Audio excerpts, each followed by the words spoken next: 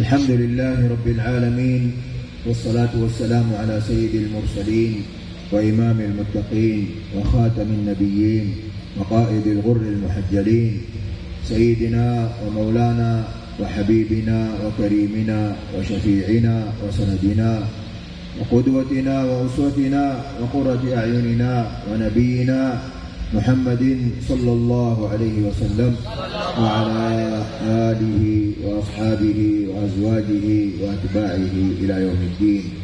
أما بعد، يقول الله سبحانه وتعالى: يرفع الله الذين آمنوا والذين أوتوا العلم منكم درجات.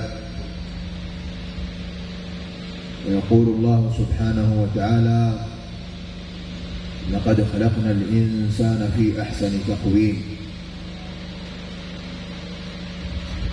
أي أن الله سبحانه وتعالى فضل الإنسان وشرف الإنسان وكرم الإنسان على جميع المخلوقات، فجعل خلق الإنسان من أحسن المخلوقات. وقال في مقام آخر: ولقد كرمنا بني آدم. والتكريم والتشريف من بين جميع المخلوقات خاص لهذا الإنسان. بسم الله الرحمن الرحيم. السلام عليكم ورحمة الله تعالى وبركاته. قبل أن أكمل أود أن أقدم التهاني لأساتذتنا الكرام والعلماء الأجلاء الموجودين في هذا المكان المبارك. عسى أن يكون هذا المكان اتصالا بالرحمات التي تنزل دائما لهذا المعهد المبارك والميمون.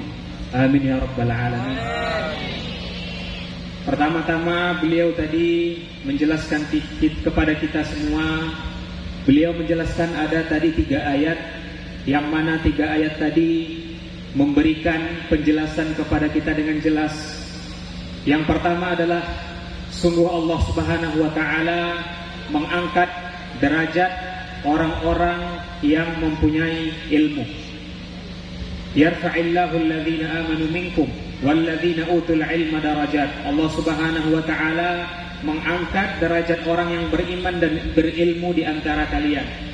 Kemudian Allah Subhanahu wa taala juga memuliakan, mengistimewakan manusia. Maka oleh karena itu Allah juga berfirman di dalam Al-Quran: laqad khalaqnal insana fi ahsani taqwim. Karena Allah Subhanahu wa taala menjadikan penciptaan manusia ini dengan sebentuk dan sesempurna itu. Kemudian Allah Subhanahu wa taala juga berfirman: walaqad karramna bani Adam. Sungguh kami telah memuliakan anak cucu Adam. Maka oleh karena itu, dari 3 ayat ini kita dapat simpulkan bagaimana manusia ini Allah ciptakan beda dengan makhluk yang lain yang Allah telah ciptakan. Dengan 3 ayat tadi kita mengambil pelajaran bahwasanya sungguh manusia ini diberikan oleh Allah Subhanahu wa taala kemuliaan beda dari makhluk yang lain yang telah diciptakan. Maka itu adalah sebuah anugerah besar bagi kita semua yang insya Allah akan selalu patut kita syukuri bersama-sama. فضل الله الإنسان على جميع المخلوقات وبين سبب التفضيل، وقال سبحانه وتعالى: إنا عرضنا الأمانة على السماوات والأرض والجبال فأبين أن يحملنها وأشفقن منها وحملها الإنسان. السماوات العظام التي تقف بلا عمد، والأرض العظيمة التي منذ أن خلق الله آدم وبني آدم إلى يومنا هذا لم يستطع الإنسان حتى اليوم أن يعرف أسرارها وأن يحيط بكل هذه الأرض ويستغل كل هذه الأرض. هذه الأرض الواسعة العظيمة والجبال التي هي أوتاد على ثلث اليابسة، ثلث الكرة الأرضية، تثبت اليابسة في بحر يحيط بها من كل الجهات، وهذا البحر ثلثي الكرة الأرضية. لو أراد الله أن يغلب هذا الماء، هذه اليابسة، لغلبه في لحظة واحدة، ولكن قدرة الله وقوته جعل هذه الجبال أوتادا تمسك هذه الأرض البسيطة الصغيرة في ماء محيط بها من جميع الجهات. هذه المخلوقات العظيمة التي ذكرها الله سبحانه وتعالى في هذه الآية من باب بيان شرف وفضل هذا الإنسان البسيط، هذا الإنسان الذي طوله لا يساوي متر ونصف وعرضه يساوي نصف متر أو أكثر شوية. هذا الإنسان المخلوق الصغير البسيط أمام هذه السماوات والأرض والجبال حمل الأمانة، وهذه المخلوقات العظام خافت وامتنعت وأبت ولم تستطع أن تحمل الأمانة. إذن هذا المخلوق مشرف مكرم مفضل بسبب الأمانة التي حملها. Allah Subhanahu wa Ta'ala menyebutkan tadi tentang keutamaan manusia dari makhluk-makhluk Allah yang lain yang telah Allah ciptakan. Beliau tadi menyebutkan sebab keutamaan di antara makhluk-makhluk Allah yang diciptakan selain manusia, yang mana makhluk-makhluk itu berdampingan dengan manusia. Contohnya seperti gunungan, kemudian langit yang tanpa tiang Allah ciptakan, kemudian bumi, kemudian juga lautan yang mengelilingi daratan. Sebagaimana beliau mengatakan tadi bahwasanya lautan itu adalah sepertiga, yang mana kalau seandainya Allah Subhanahu wa Ta'ala kapan saja berkehendak bisa saja menenggelamkan daratan yang didiami oleh manusia tersebut kalau Allah Subhanahu wa Ta'ala berkehendak. Maka oleh karena itu Allah Subhanahu wa Ta'ala dengan makhluk-makhluk yang maha besar ini, yang besar sekali yang telah Allah ciptakan berdampingan dengan manusia, baik itu 7 lapis langit, kemudian gunung-gunung, kemudian daratan dan juga lautan yang mengitari tempat tinggal manusia tersebut. Sungguh semuanya itu adalah sebuah tanda bahwasanya kita ini adalah orang atau makhluk yang dimuliakan oleh Allah Subhanahu wa Ta'ala. Kenapa? Karena makhluk-makhluk yang besar tadi adalah tanda keistimewaan kita. Kita didampingkan dengan makhluk Allah ciptaan yang besar tadi berdampingan dengan kita, yang mana mereka menjaga amanah mereka untuk selalu menjaga kita. Kata beliau tadi, kalau seandainya Allah Subhanahu wa Ta'ala mengizinkan mungkin beberapa saat saja yang sepertiga air yang ada mengitari daratan tempat kita hidup ini bisa saja menumpahkan airnya dan menenggelamkan apa yang ada hidup di atas daratan muka bumi Allah Subhanahu wa Ta'ala ini. Khalaqallahu hadzal insan, khalaqallahu Adam wa sa'ala al-malaika wa idh qala rabbuka lil malaikati inni ja'ilun fil ardi khalifah. Allah Subhanahu wa Ta'ala qabla an yakhluq Adam alayhi salam يبين للملائكة إني جاعل في الأرض خليفة. قالوا وتجعل فيها من يفسد فيها ويسفك الدماء ونحن نسبح بحمدك ونقدس لك قال إني أعلم ما لا تعلمون. وعلم آدم الأسماء كلها ثم عرضهم على الملائكة فقال أنبئوني بأسماء هؤلاء إن كنتم صادقين قالوا سبحانك لا علم لنا إلا ما علمتنا إنك أنت العليم الحكيم. هذه القصة تبين شرف هذا الإنسان وفضله على المخلوقات السابقة. الله سبحانه وتعالى أراد أن يخلق آدم فعرض الأمر على الملائكة، يريد أن يبين لهم فضل هذا الإنسان، فضل آدم على غيره من المخلوقات، فقال لهم إني جاعل في الأرض مخلوق يخلفني في هذه الأرض، هو خليفة الله في هذه الأرض، هو صاحب الأمانة على هذه الأرض. لماذا يا الله؟ ماذا تريد من هذا الإنسان؟ ما هي الخلافة المقصودة لخلق هذا الإنسان يا الله؟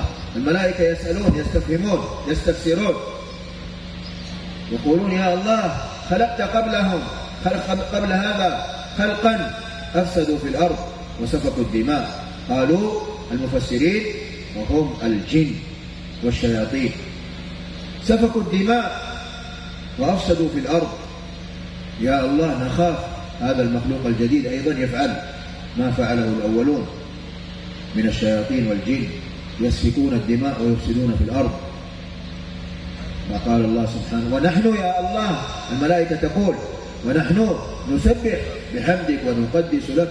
يعني إن كان غرض خلق هذا الإنسان هو العبادة والذكر والتسبيح والتحميد والتعظيم والتهليل والتكبير وغير ذلك من العبادات، فيا الله نحن قائمون بهذا، الملائكة قائمة بهذا الأمر، فلماذا التكرار؟ وما الداعي وما الضرورة؟ يا الله الذي نفهمه أن المخلوق الذي خلقتهم قبل هذا آدم سفكوا الدماء وأفسدوا، وإذا كنت تريد العبادة يا الله فالعبادة موجودة، الملائكة تسبح وتقدس وتحمد وتؤدي كل ما هو مطلوب منها، يفعلون ما يؤمرون لا يعصون الله أبدا، الملائكة هذه صفتهم، فلماذا إذن يا الله هذا الخلق؟ ما الداعي؟ ما الضرورة؟ ما الفائدة؟ ما الغرض من هذا المخلوق الجديد؟ الله سبحانه وتعالى سماه خليفة فقال: إني أعلم ما لا تعلمون. ثم بين لهم الآية والإشارة والدليل على فضل هذا المخلوق بماذا؟ علم آدم الأسماء كلها ثم عرضهم على الملائكة فقال: أنبئوني بأسماء هؤلاء إن كنتم صادقين. قالوا: سبحانك لا علم لنا إلا ما علمتنا. إذن فضله الله بالعلم، علمه الله سبحانه وتعالى ليبين فضله على الملائكة وعلى الجن والشياطين، علمه الله. قال المفسرون: علمه الله العلوم اللدنية، العلوم الوهبية، العلوم من دون آلة بالإلهام والوحي، علمه الله، وعلمه أسرار الخلق، وعلمه المعارف التي يحتاج إليها هذا الإنسان لعمارة الله، لعمارة الأرض وخلافة الله في الأرض. علمه المعارف والأسرار اللدنية التي يحتاج إليها لكي تبقى هذه الأرض وهذه الأمانة إلى يوم القيامة. Beliau juga menjelaskan tentang dulu ketika Allah Subhanahu wa taala, yang mana ini termaktub dalam surah Al-Baqarah, bahwasanya ketika Allah Subhanahu wa taala berfirman kepada malaikat, Allah Subhanahu wa taala ingin menjadikan di muka bumi ini khalifah. Kemudian Allah Subhanahu wa taala menunjukkan apa yang dia inginkan. Artinya dia memberitahu kepada malaikat bahwasanya dia akan mengangkat di muka bumi ini khalifatan fil ardh. Kemudian malaikat bertanya, untuk apa Allah Subhanahu wa taala menjadikan khalifah di muka bumi ini?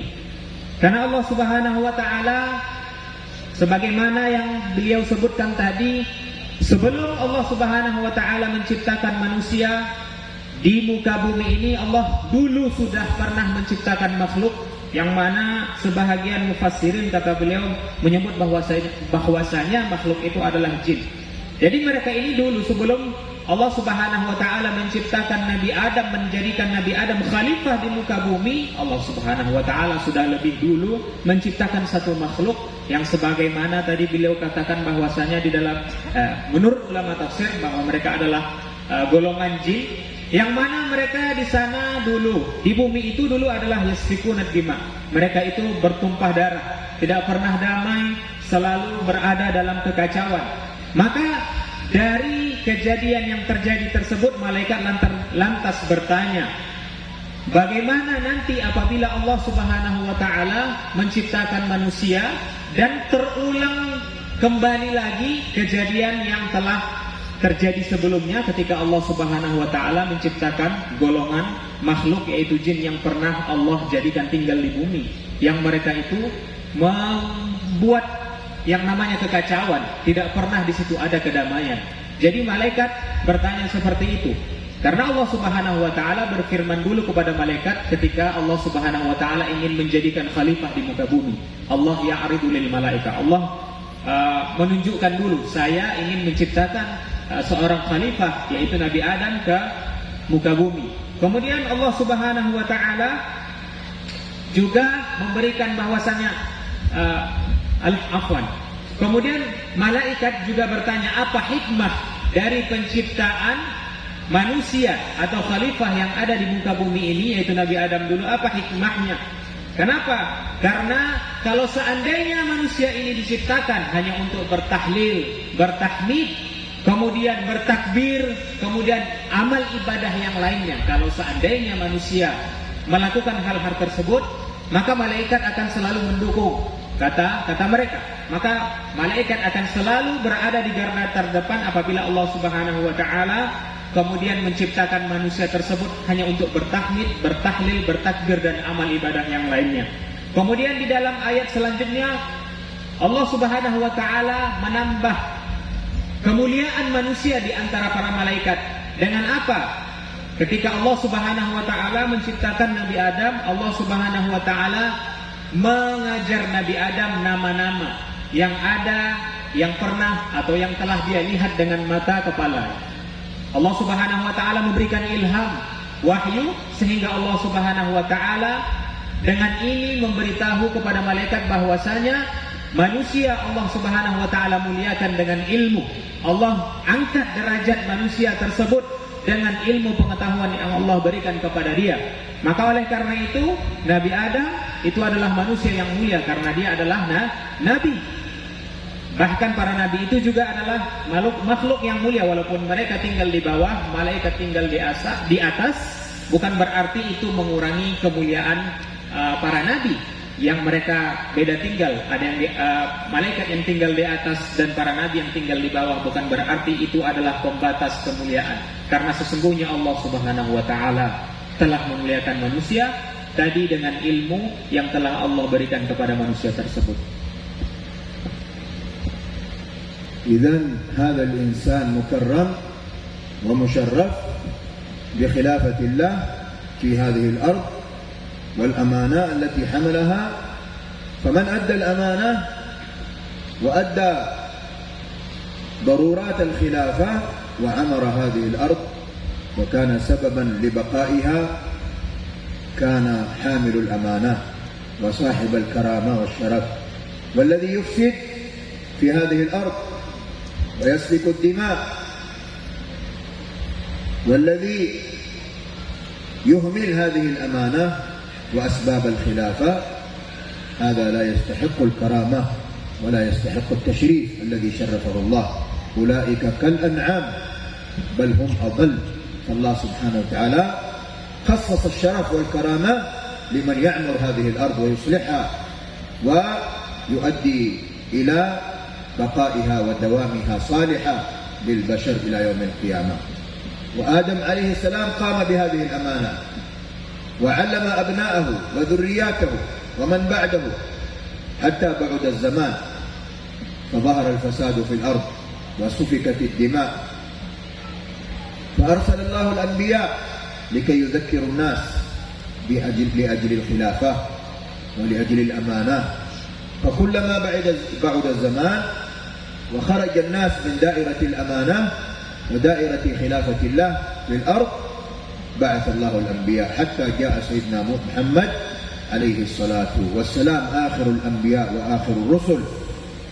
فلما جاء سيدنا محمد صلى الله عليه وسلم في زمن الجاهلية سمي الجاهلية لأن أهل الأرض في ذلك الزمان في ذلك الوقت هم على فترة أي مدة طويلة لم يأتي فيها نبي ولا رسول.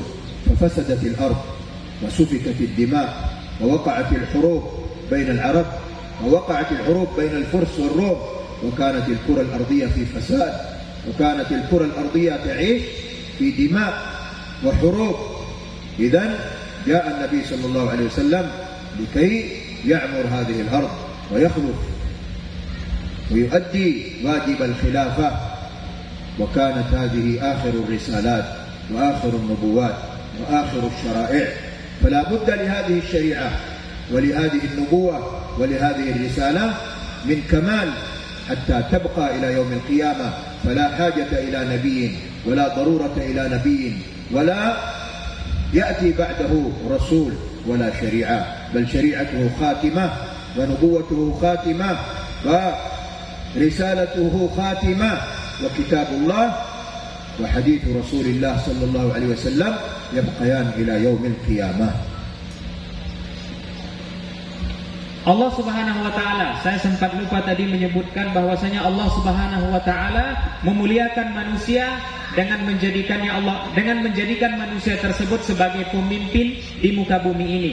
Contohnya seperti Nabi Adam alaihissalam, yang mana orang-orang yang diciptakan oleh Allah Subhanahu wa taala di muka bumi ini, berarti Allah Subhanahu wa taala memberikan kepada mereka itu adalah amanah. Bagaimana mereka memimpin, bagaimana mereka mengatur, bagaimana mereka menyusun kehidupan mereka, bagaimana mereka dalam hidup itu, bagaimana mereka dalam hidup tersebut itu bisa sesuai dengan apa yang diperintahkan oleh Allah Subhanahu wa taala. Kemudian orang-orang yang menumpahkan darahnya, orang-orang yang tidak amanah, ketika Allah Subhanahu wa taala menjadikan mereka sebagai khalifah di muka bumi, maka mereka adalah orang-orang yang tidak diberi, orang-orang yang tidak bertanggung jawab yang telah Allah berikan kepada mereka amanah untuk sebagai menjadi pemimpin di muka bumi ini.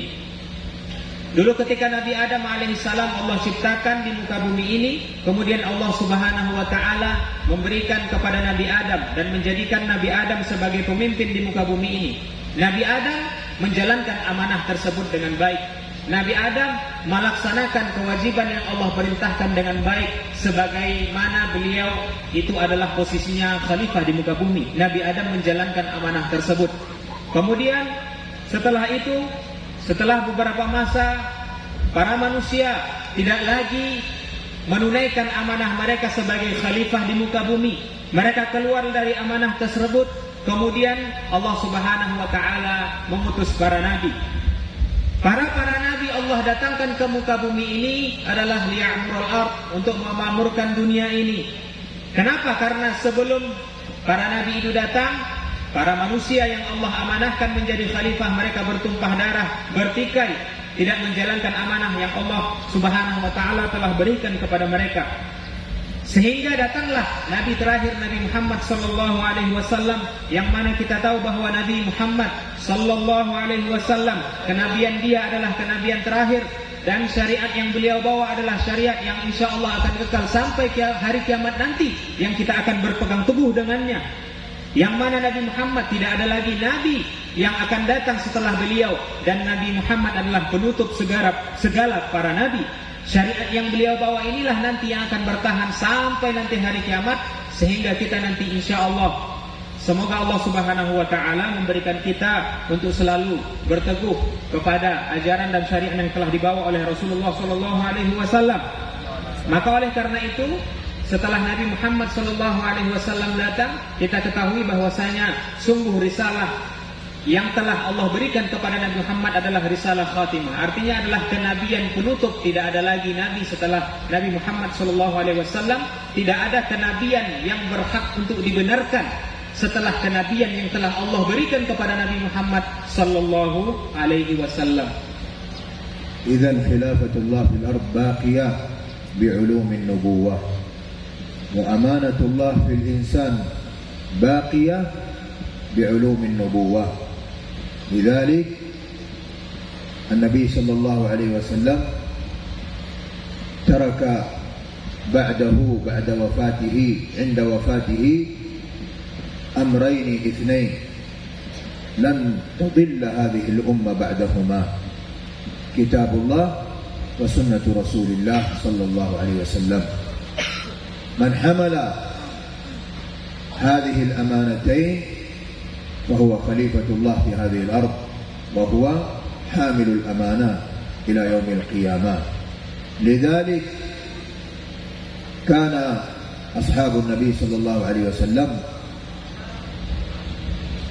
124,000 من الصحابة رضي الله عنهم أخذوا وتلقوا كل كلمة نطقها النبي صلى الله عليه وسلم، وتلقوا كل فعل فعله النبي صلى الله عليه وسلم، وكل تقرير قرره النبي صلى الله عليه وسلم. إذن كل أفعال النبوة، كل أقوال النبوة، كل تقريرات النبوة حفظت وحفظها الصحابة وطبقوها وحفظوها ونقلوها إلى من بعدهم. لم تفتهم لحظة ولا حركة ولا سكون من حياة النبي صلى الله عليه وسلم بعد النبوة.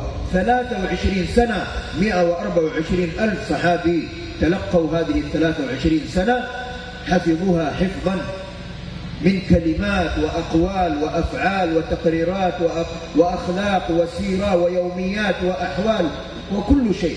لم يتركوا شيئا من النبوة إلا وحفظوه ونقلوه إلى من بعدهم. فنشأ علم القرآن، ونشأ علم الحديث، ونشأ علم الفقه، ثم نشأت العلوم بعدها، مصطلح التفسير والتفسير، ومصطلح الحديث، ومصطلح الفقه، وغير ذلك من العلوم الفرعية. هذه العلوم كلها أساسها كتاب الله الذي تركه النبي صلى الله عليه وسلم بعده. هذه العلوم كلها أساسها الحديث النبوي الشريف. هذه الأمانة الأخيرة، الشريعة الأخيرة، تنوعت وتقسمت وتوزعت على هذه العلوم، وخرج رجال من كل زمان يحملون هذه العلوم وهذه الأمانة ويؤدونها إلى من بعدهم، لكي تبقى هذه الأرض وتبقى هذه الأمانة إلى يوم القيامة. هذه المعاهد، هذا المعهد، هذه المعاهد تحفظ هذه الأمانة إلى اليوم. 1444 اليوم ما زالت هذه المعاهد تؤدي تلك الأمانة وتحمل تلك الخلافة. ونحن نرى حولنا في بلاد كثيرة في هذه الأرض حروب وفساد وسفك الدماء في كل بلد. كل من ترك أمانة الله وكل من ترك خلافة الله يفسد في الأرض، يسفك الدماء. البلاد الأخرى البعيدة من هنا، انظروا أحوال سوريا، انظروا أحوال برما، انظروا أحوال فلسطين، انظروا أحوال بلاد كثيرة، حروب أوكرانيا، روسيا، وغيرها وغيرها. كل من ترك أمانة الله وشريعة الله، إن الدين عند الله الإسلام، ومن يبتغي غير الإسلام دينا فلن يقبل منه. كل من خرج من دائرة الإسلام ودائرة الأمانة كان مفسدا في الأرض، سفاكا للدماء. الحمد لله الذي أكرم أمة محمد صلى الله عليه وسلم، أهل لا إله إلا الله، بالأمانة والخلافة. الدنيا باقية بهذه الأمانة وبهذه الخلافة. الصلاح يخرج من هذه الأمانة، من أهل هذه الأمانة. هذه المعاهد هي صورة حديثة لحاملي هذه الأمانة وناشري هذه الأمانة. Beliau tadi menjelaskan bahwasanya khilafatullah baqiyah. Dengan khilafatullah itu akan kekal dengan kenabian yang Allah berikan kepada para nabi.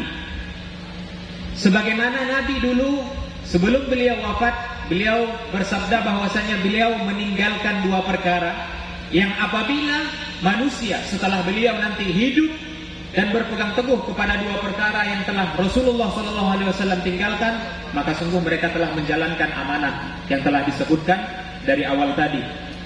Sebagaimana kita ketahui bahwasanya kata beliau menjelaskan tadi 124.000 sahabat itu langsung mentalaki setiap perbuatan, kemudian ketetapan, sirah, ilmu, amal perbuatan, gerak-gerik semua yang ada dilakukan oleh Rasulullah SAW, itu semuanya 124 sahabat, 124.000 sahabat selama 23 tahun itu semua menyerap apa yang mereka lihat dari kenabian Nabi Muhammad SAW, baik itu ketetapan, perbuatan, perkataan, dan bahkan hal-hal terkecil tidak pernah luput dari pendengaran mereka, penglihatan mereka, sehingga mereka mengambil hal tersebut. Kemudian dari yang mereka ambil tersebutlah itu bersumber hukum-hukum yang telah kita pakai sekarang ini.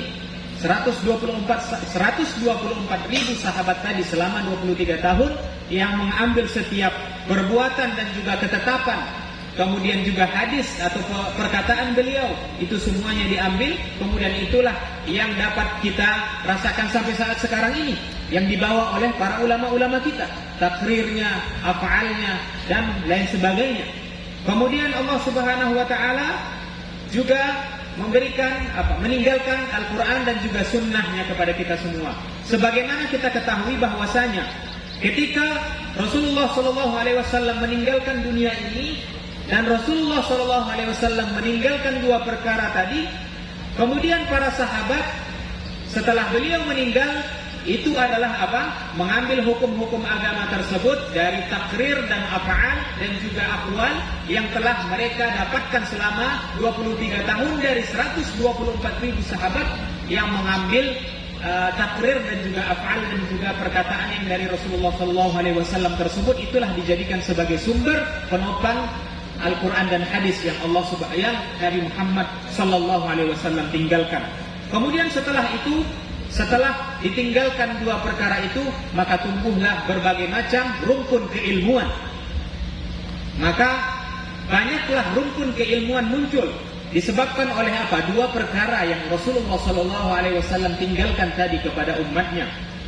Kemudian muncullah di sana berbagai macam disiplin ilmu, ada namanya mustalah, ada fiqh, dan lain sebagainya.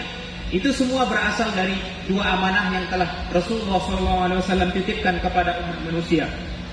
Kemudian setelah itu banyaklah para generasi Islam, para ulama, para penyambung lidah para nabi yang mengambil atau belajar hal-hal tersebut dan menyampaikannya kepada orang banyak.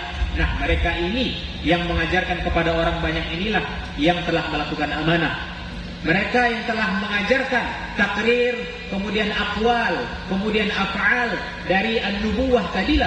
Mereka yang menyampaikan tiga hal tadilah atau bahkan lebih tadi, merekalah yang diberikan oleh Allah, merekalah yang menjalankan amanah yang telah diberikan oleh Allah Subhanahu wa taala yang sebenarnya. Kenapa? Karena banyak di luar sana ada huruf perpecahan, kemudian ada pertumpahan darah yang telah terjadi. Bahkan dari dulu sampai sekarang di luar sana kita lihat ada di Burma, kemudian Rusia dan Ukraina dan segala macamnya. Kenapa mereka mendapatkan hal yang seperti itu? Karena mereka tarakul amanah, karena mereka meninggalkan kepercayaan yang telah Allah berikan kepada mereka sebagai khalifah di muka bumi, mereka tinggalkan. Maka Allah Subhanahu wa taala dengan kehendaknya menjadikan keadaan mereka seperti itu. Hadza huwa lisababi tarkihim lil amanah. Ini adalah sebab mereka meninggalkan amanah yang telah Allah berikan kepada mereka. Maka kata beliau tadi, pesantren ini menjalankan amanah yang telah disebutkan oleh Rasulullah SAW. Beliau tadi berharap semoga pesantren ini tetap komitmen, tetap konsisten untuk selalu menjaga amanah besar dan berat yang telah Rasulullah SAW tinggalkan kepada kita. Semoga pesantren ini selalu konsisten dan selalu amanah dalam menjalankan apa yang telah diamanahkan oleh Rasulullah SAW tentunya, dan juga Allah Subhanahu wa taala selaku kita sebagai khalifah di muka bumi Allah Subhanahu wa taala ini. Amin ya rabbal alamin. Allah Subhanahu wa taala bayyan sifat ahli al-amanah alladhina yahmilun khilafat Allah wa amanat Allah fi hadhihi dunya, faqala yarfa'u Allah alladhina amanu walladhina utul ilma darajat. فالرفع والعظمة في هذه الآية لصفتين من الصفات. من هم؟ الإيمان، أهل الإيمان، أهل العقائد الصحيحة. أهل الإيمان آمنت بالله وملائكته وكتبه ورسله واليوم الآخر، ما توارثته الأمة من النبي صلى الله عليه وسلم والصحابة والتابعين إلى يومنا هذا من العقائد الصحيحة هو الإيمان الصحيح. إذن حامل الأمانة يجب أن تكون عقيدته عقيدة صحيحة. هذا الشرط الأول. والعقيدة الفاسدة لا يمكن أن يكون صاحب أمانة. الفرق الضالة لا يمكن أن يكونوا أصحاب أمانة. الشرط الثاني إن أكرمكم عند الله أتقاكم، التقوى، الإخلاص، الخوف من الله سبحانه وتعالى. قال الله سبحانه وتعالى إنما يخشى الله من عباده العلماء. إذن وصف العلم بالخشية. إذن مقارنة العلم بالخشية. العلم لوحده لا يكفي. علم النبوة كلام الله كلام رسول الله التفسير والحديث لا يكفي لوحده، بل يجب أن يكون معه صفة الخشية والتقوى.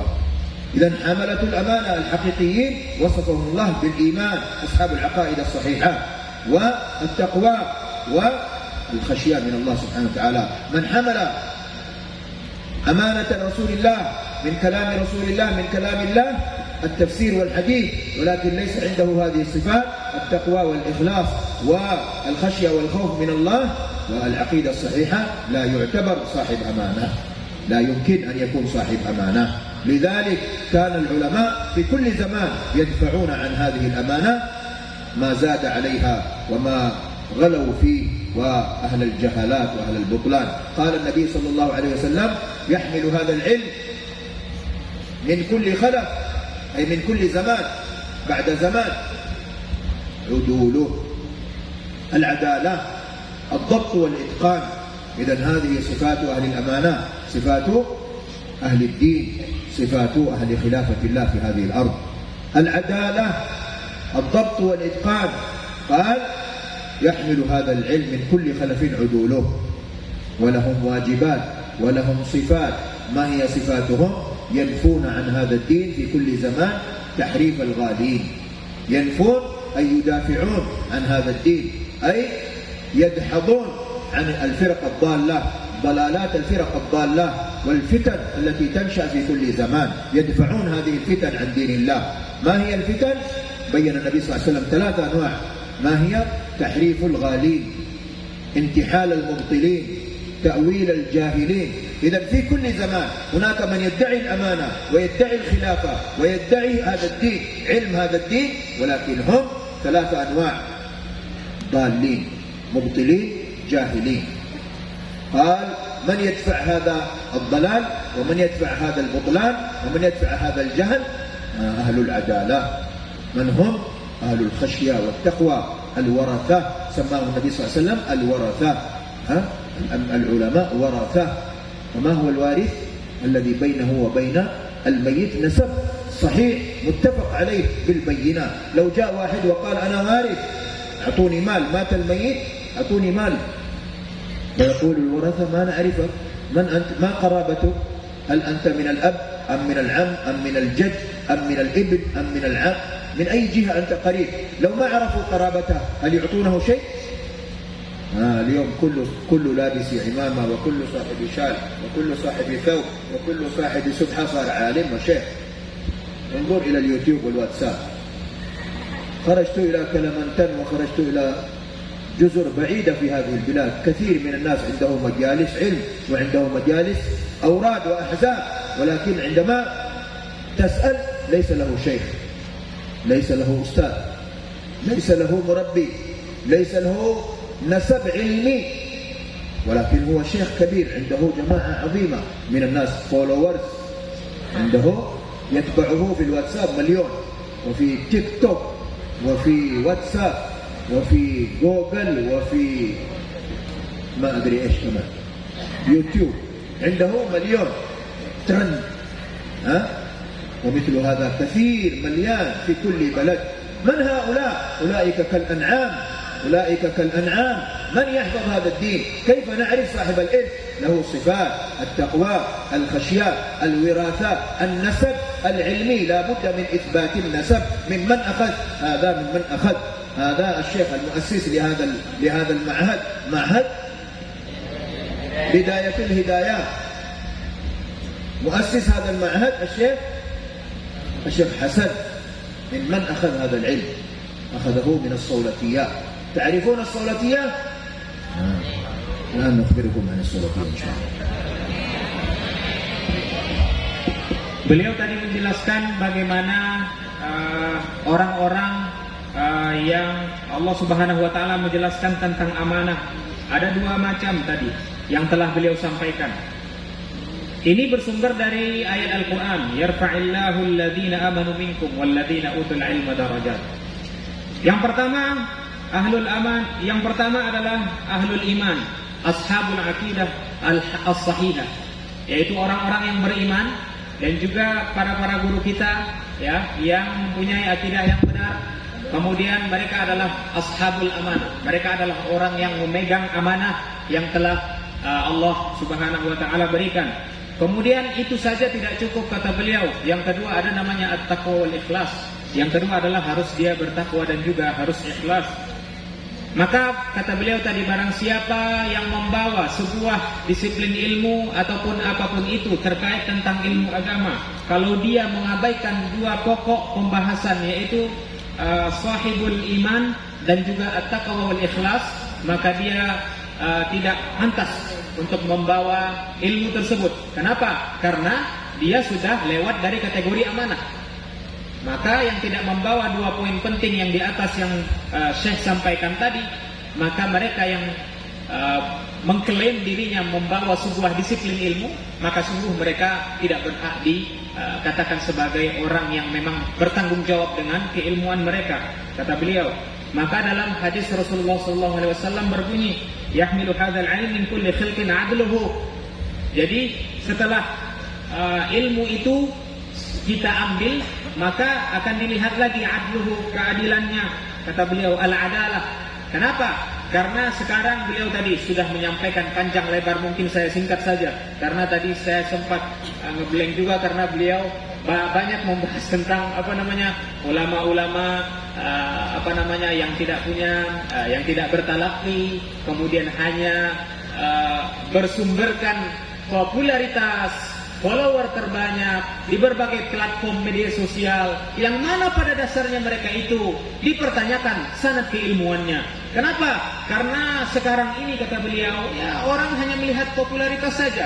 Ketika kita telah lebih mendalam, ketika kita teliti lebih mendalam, ternyata dia hanya punya popularitas saja. Mungkin ya dia hanya pintar berbicara atau mengolah kata sehingga orang-orang itu tertarik dengan mereka. Seperti itu, tertarik dengan orang-orang tersebut. Maka mereka ini, ya saya tidak sebutkan tadi, maka mereka ini mungkin kita semua tahu, bukan berhak, tidak berhak untuk mendapatkan amanah yang telah disampaikan dua poin di atas tadi. Kenapa? Karena pada dasarnya mereka telah kehilangan satu poin, yaitu adalah tadi.